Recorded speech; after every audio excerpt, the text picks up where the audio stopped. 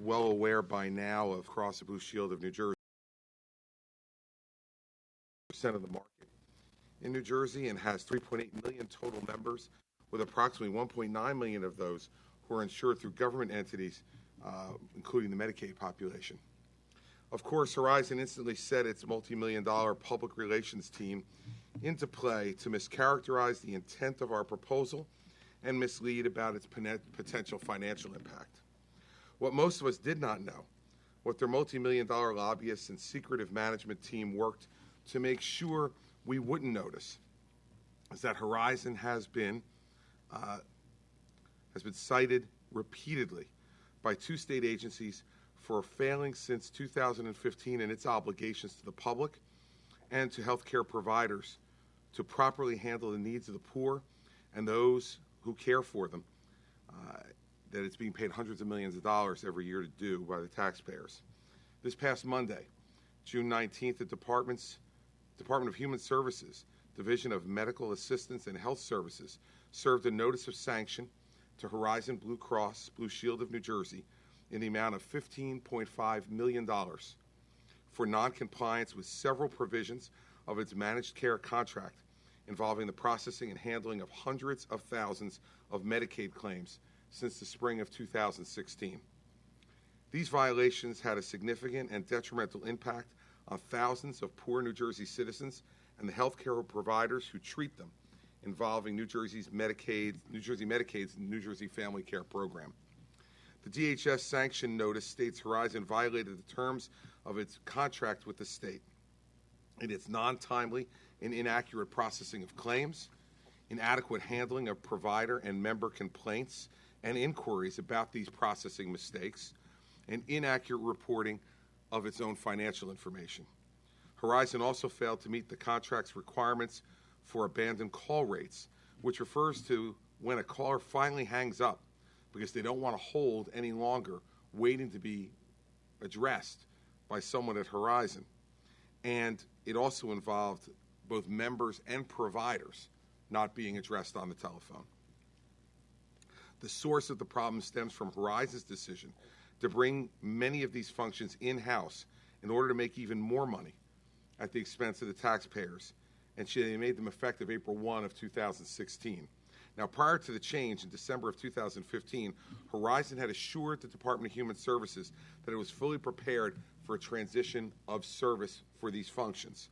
However, Horizon's failure to meet the contractual timeframes was not an isolated incident, and the troubles cited in 2016 continued into the first quarter of 2017, and its backlog of unprocessed claims involving hundreds of thousands of claims concerning the state's most vulnerable people continued. That backlog then ballooned by mid-year of 2016, and by the beginning of 2017, the backlog was still not back to a level at which they started before they made the processing changes on April 1 of 2016. Therefore, the backlog grew tenfold between the first quarter of 2016 and the first quarter of 2017, at the very same time that Horizon was making a $163 million profit off their handling of these very same claims. Through its failure to have a functioning claims system, member and provider information system, and coordination between the two functions, Horizon just brazenly failed their members and the citizens of New Jersey who pay them. The net result was a significant increase in claims that were backlogged, significant increase in unpaid claims, a significant increase in incorrectly paid claims, a significant increase in untimely denial of claims, and a significant increase in the untimely payment of claims. As the notice of sanction reflects, Horizon's incompetence negatively impacted our Department of Human Services' ability to work with providers, members, advocates, the general public, and other governments to improve the quality and the efficiency of New Jersey's Medicaid program. This was a systemic, not an isolated set of failures that touched many aspects of Horizon's Medicaid operations. And because Horizon serves 55% of the eligible Medicaid population, it impacted nearly the entire Medicaid program as well. I'd also like to note that in September of 2016 and March of 2017, Horizon was also sanctioned by the New Jersey Department of Banking and Insurance, resulting in an additional $550,000 in fines to resolve related allegations of mishandling of provider claims since July of 2015.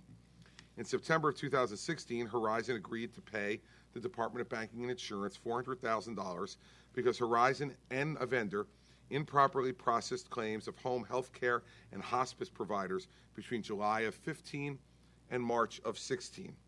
The issue resulted in Horizon's improper denial of 4,500 claims by home care and hospice patients they were insuring. 4,500 improper denial of claims. Failure to promptly pay claims and failure to pay interest on the late claims once they were discovered. In March of 2017, Horizon agreed to pay the Department of Banking and Insurance a $150,000 fine to resolve problems relating to new claims system for the Medicaid business that was implemented in April of 16. In this matter, Horizon's new system failed to generate almost 9,500 statutorily required overpayment recovery notices to over 1,100 Medicaid providers between September 16 and 17. What this meant was that providers didn't receive any of the legally required notices that they may have been overpaid by mistake by Horizon, and Horizon went in anyway with no notice to them to charge back over $8.1 million in claims to providers who are taking care of the poorest and most vulnerable in our society. I want to remind you something. Horizon's most productive line of business is Medicaid. In 2016, for example, Horizon's Medicaid profits from serving the poor exceeded $163 million. Now we discover that their profit was based in part on improper denial of claims, late payment of claims, failure to pay interest on late payment of claims, and ignoring the concerns of the poor and those who provide treatment to them. We must demand answers. We must discover what else Horizon's well-paid lobbyists and secret executives are hiding from us. We need the greater transparency and additional independent management that our proposed legislation provides to the public. $16 million in fines in 9 months could just be the tip of the iceberg. We should not permit a nonprofit insurer to profit from ignoring the poor and those who give them the life-enhancing and life-sustaining health care that they need at taxpayer expense.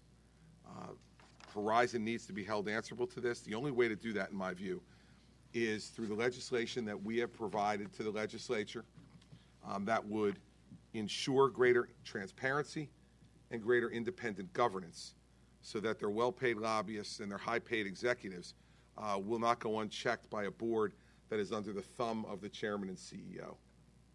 So, questions? Governor, you recently made two nominations to Horizon's board. Is this related to that? No, those appointments were up and due, so it's not related to this in any way. Mary O'Dowd, who's currently serving on the board at Horizon, had expressed her desire to not be appointed for a new term. That's when we determined we would appoint Michelle Brown for a new term. Nominate Michelle Brown for a new term, and if confirmed, she'd be appointed to the board. And there's been a tradition of 2 Republicans, 2 Democrats on the board. The Senate President recommended to me Mr. Ballantyne for the board, and we have put forward that nomination as well. So it had nothing to do with the announcement today, just kind of the normal course of business between us and the Senate and trying to get nominations cleaned up. Earlier today, Steve Forbes on Twitter accused you of bullying Horizon. Wall Street editorial calling this extortion.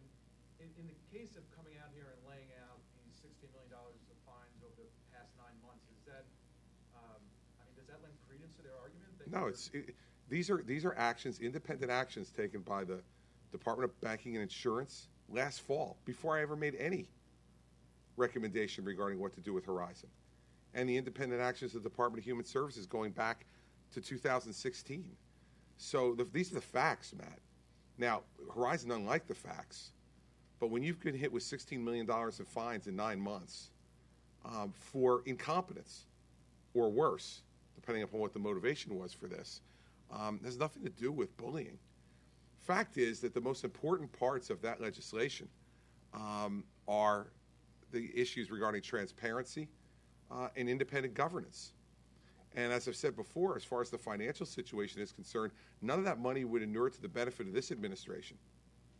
If it happened, we've said that we don't want there to be any decisions until February or March of next year regarding what amount of their surplus should be taken to be placed in this fund. That would be decisions that would be made by the next administration, not by us. So the things being spread out there by Horizon's lobbyists are simply not true. What they really fear, Matt, is greater independent governance and greater transparency that's required in this bill, and that's why they're fighting it so hard. Governor, can you talk a little bit more specifically about the transparency and governance that's in your bill? Sure. Well, it's first of all adding 4 more public members to the board. Right now, there's 15 members on the board, 11 appointed by the chairman of Horizon and 4 appointed by the governor with the advice and consent of the Senate. The legislation would add 4 more members of the board, public members of the board, 2 appointed by the Senate President directly, 2 appointed by the Assembly Speaker directly.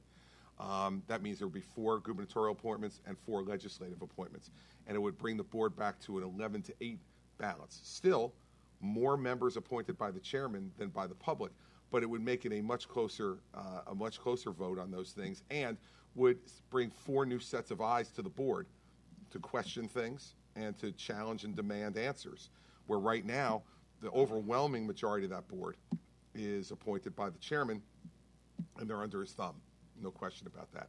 On transparency, we're talking about a number of different things that would now have to be put publicly on the website. Compensation that's being paid, response time, things that the public has a right to know since they're paying for so much of what goes on at Horizon. They have a right to know these things. And if you try to get some of that information now from Horizon, it's a labyrinth. The public can never get to it. Some of it's absolutely withheld. And you can see right now they had a Supreme Court case yesterday where they were arguing that they should not have to reveal in the Omnia plan why certain hospitals were designated as Tier 1 and others were designated as Tier 2. They say, this nonprofit public insurer is saying, we don't have to tell the public why your hospital is a Tier 1 hospital, which is in the network, and you get lower copays, but Charlie's hospital is a Tier 2 hospital, and he's going to have to pay higher copays if he goes to the hospital closest to him. And folks are saying, well, we want the rationale as to why. They were arguing before the New Jersey Supreme Court in the last day or two. They shouldn't have to reveal that information. And so these actions of greater transparency and greater independent governance, I think will lead to a better operation there, and certainly an operation that's more responsive to the public, that provides them with 55% of all health insurance in New Jersey is written by Horizon, and over 50% of our Medicaid population is handled by Horizon. They should not be able to operate in the dark. Governor, you met with the Senate President and the Assembly Speaker yesterday.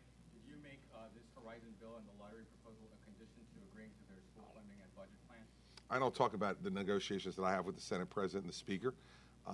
And it has been the practice of the Senate President and the Speaker over time not to talk about negotiations with me.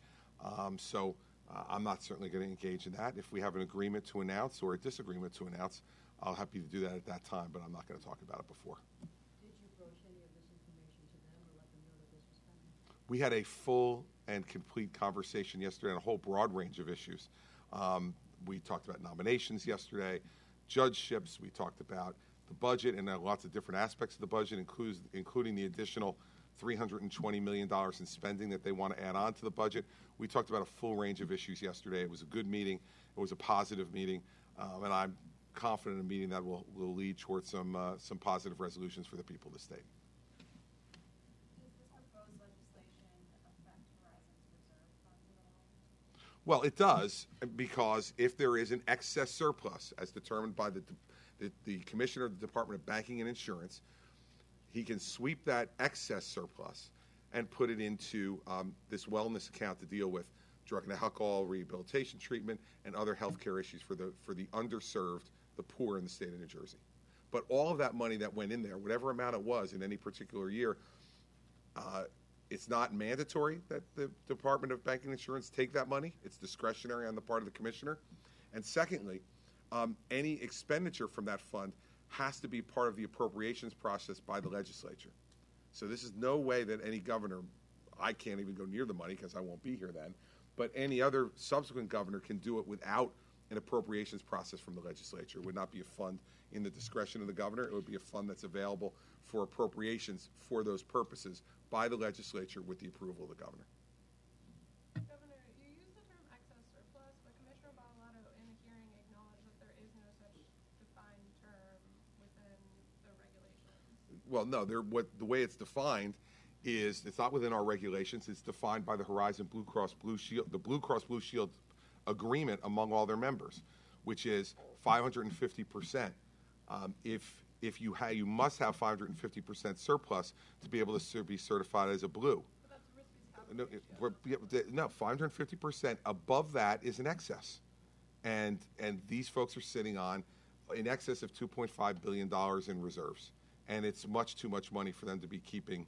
And when you understand that they only have two profitable lines, Medicaid and investment on income. That's the only other place where they made profit last year.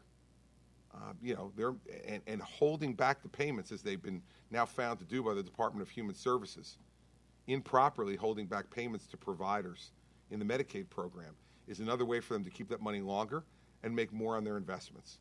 It's absolutely unconscionable to do that to the healthcare providers who provide help to the most vulnerable in our state. Governor, Bob Marino, the CEO, has said to NJ Biz, I believe, that if the legislation were enacted, an individual might see a policy hike of $600 and a family of four $1,700. If that were to happen, would that be a success? No, it's absolutely untrue, first of all, and he knows it. Bob knows it's untrue because no surplus would be determined until after they had already set their premiums for the next year. This is a look back. It's not prospective. It's a look back. So after everything is done and they make all their business decisions in the spring of the next year and certify their financials and set their premiums for the year, then and only then can you determine whether surplus is excessive. So they would already have set their rates. And so the idea that this would cause a rate increase is absolutely untrue, and Bob knows it. He knows it's untrue because it would be set in the spring of the next year after they'd already set rates. And it is in that context that you determine what's excessive. If they need to use some of that surplus to keep rates down, they can do that and would do it before there would be any sweep of the money. So it's completely, Bob's wrong. It was a pathetic interview. I don't know which of his PR guys that he pays hundreds of thousands of dollars to encouraged him to do that interview. But it was a fairly pathetic attempt at trying to justify his $4.5 million in compensation. What about a credit rating downgrade? S&P had warned about, would that hurt consumers? S&P hadn't even seen the legislation when they did that. So maybe they should see the legislation first, and if they did, they would know that it wouldn't lead to any downgrade because they get to determine rates, salaries, and everything else before this is swept. This is a retrospective. It's a look back. It's not prospective. It's retrospective. So everything is done already for that year. It's not going to affect the next year. It's what happened in the last year. And they've already set rates for the next year. So if S&P had taken the time to wait for the legislation before opining, but this is not the first time that S&P's kind of jumped the gun. That's why they got sued as much as they did in the aftermath of the mortgage crisis. Matt? So, Governor, can you explain, you said patients were hurt. Were patients hurt on Medicaid since they're not paying their claims? Was anybody denied care? Well, we can't tell that, Matt. But what we know is that providers were not being paid for the services that they were providing. So now what impact that had on those offices, whether those offices could continue to function at the same level. But the bottom line, Matt, is they have a contractual obligation to do this. They got the money from us, right? So that's like, I give you $10 to go down the street and you're going to buy me a sandwich.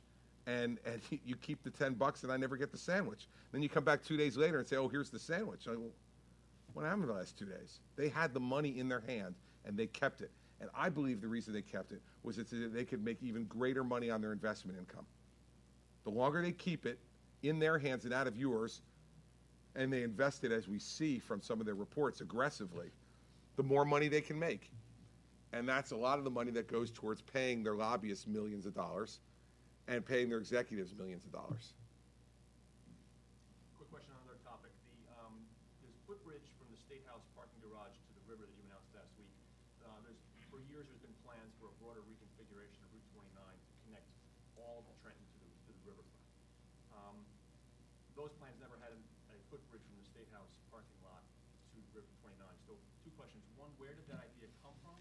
And two, do you see that as the first part of a broader reconfiguration of 29 and more opening up to the water? Or is that it, we're done? No, as I said last week, I think it's the first step. Secondly, that idea came from meetings that we had with the city. And we've been working with the mayor over a course of time about ways to enhance things here in the city of Trenton. And so that's where the idea came from. It was a product of those meetings. And I think it's just the first step. It's to develop park land right along the river for people to use and be able to access. And I think a greater configuration of 29, as you might expect from looking at it, it would probably take the better part of 5 to 10 years to get done. So that's something that the next administration will have to decide. We see this as a first step.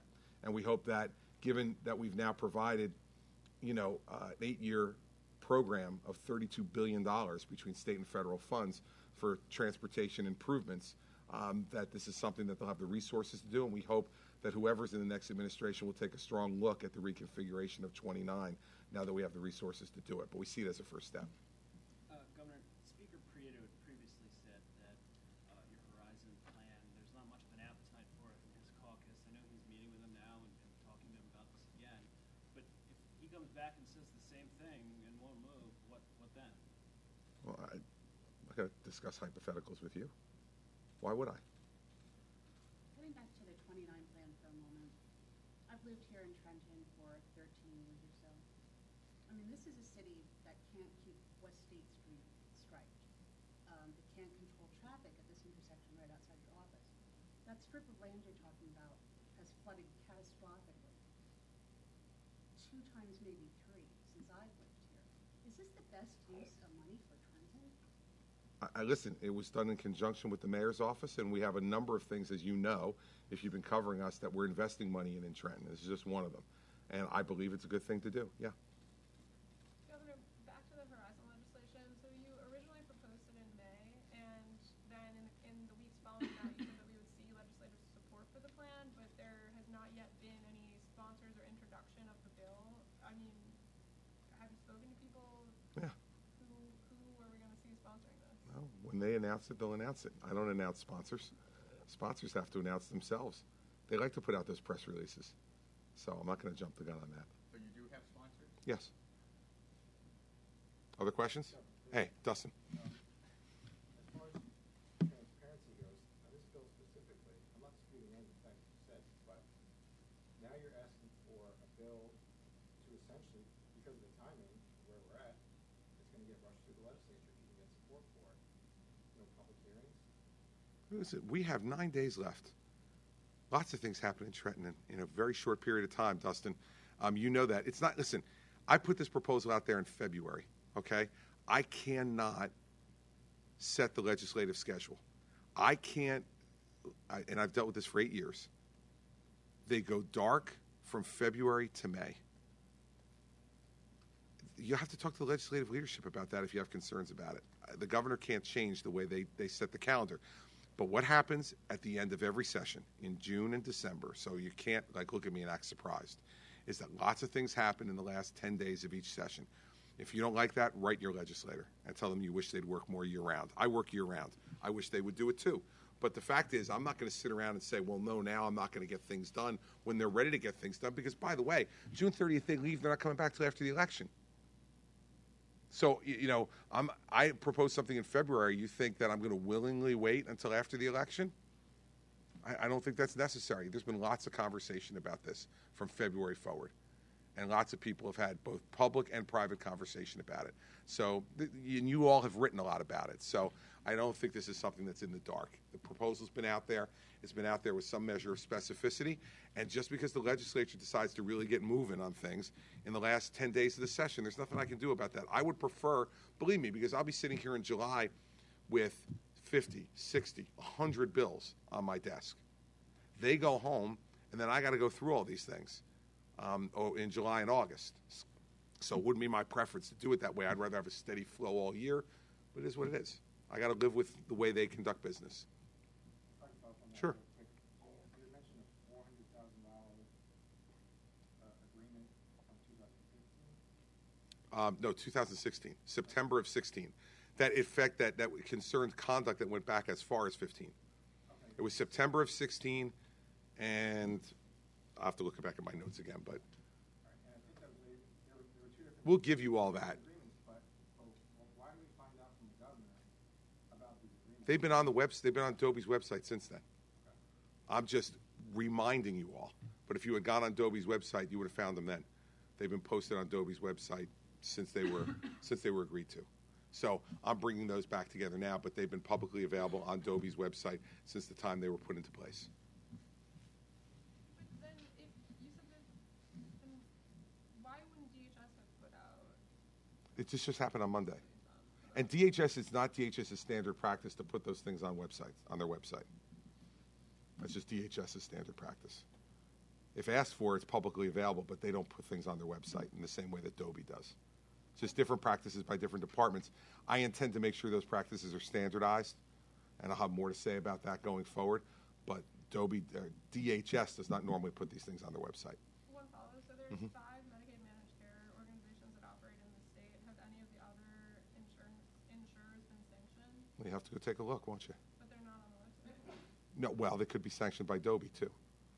There's 2 different sets of sanctions. And you could ask, I know you all know there's this law called the Open Public Records Act, and you probably don't use it all that often, but to the extent that you do, you can certainly file those requests with the Department of Human Services. And Adobe regularly puts that stuff on their website, right? The lottery plan, have you gotten any constructive criticism back from lawmakers, and what's your sense of No. whether you got support for it? No, I think we've got great support. We've got bipartisan support. You see Senator Sarlo and Senator Bucco sponsoring the bill, Assemblyman Scher sponsoring the bill. So we've got great bipartisan support for the lottery proposal, and I'm very optimistic that the lottery proposal will be done because it's in the best interest of pensioners in this state, and it's in the long-term best budget interest of the state as well. Assemblyman Scher was actually critical of it today and questioned whether Criticizing his own bill. Apparently. Well, listen, it's the last 9 days in Trenton. Things get a little bit wacky, but he's agreed to be a sponsor, so I would assume that means he's going to vote for his own bill. Maybe, I remember Senator Whalen had some of these problems too, going back on the Atlantic City bill, I think it was, where he sponsored at one point, then said he was against it, and legal notices, I think, as well. He was a sponsor, and then so people in the legislature tend to hop around on these things, but when they sign a bill as a sponsor, I tend to take that as a sign that they're supportive of it.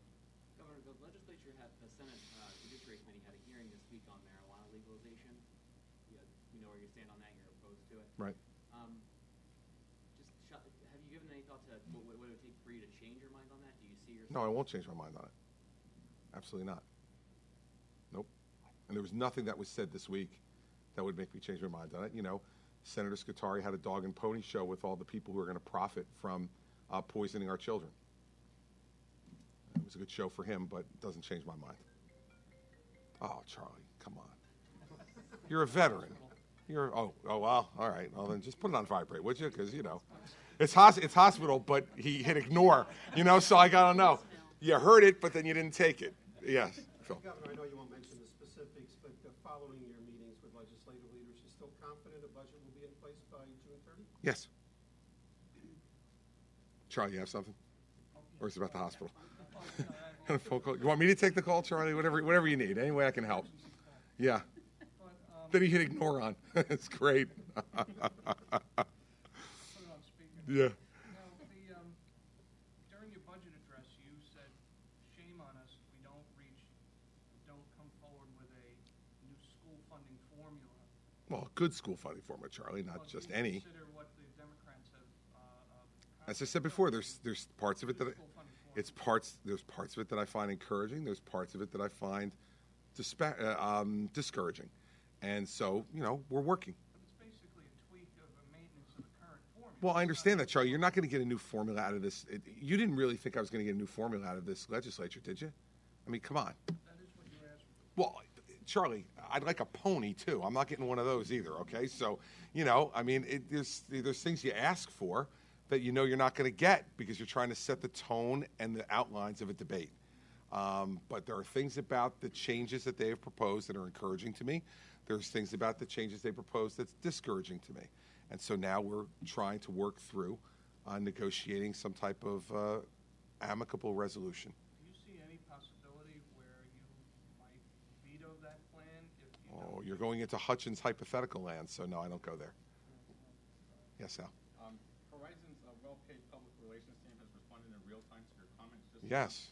And they say that, Multi-million-dollar team. well, they say that they weren't permitted the opportunity for the customary appeal and review of this $15 million. They absolutely have. They absolutely, and it's laid out in the letter. They have an absolute right to appeal it. The sanctions been put on. They have a right to appeal it. And they suggest that your comments suggest that this is retaliation for not agreeing to the. Well, of course, that's what they say. But this has been going on. This investigation into what they have been up to have been going on since April of 16. My proposal was made in February of 17. So actions that have been being taken by the Department of Human Services since April of 16 can hardly be called retaliation for something that was done, that was proposed in February of 17. So unfortunately, tell Mr. Kastner to redo his math. He was never very good at that when he was an assembly staffer either. Anything else? Good. No more questions. Thank you all very much. Thank you for coming today. I'm sure we'll see you again very, very soon.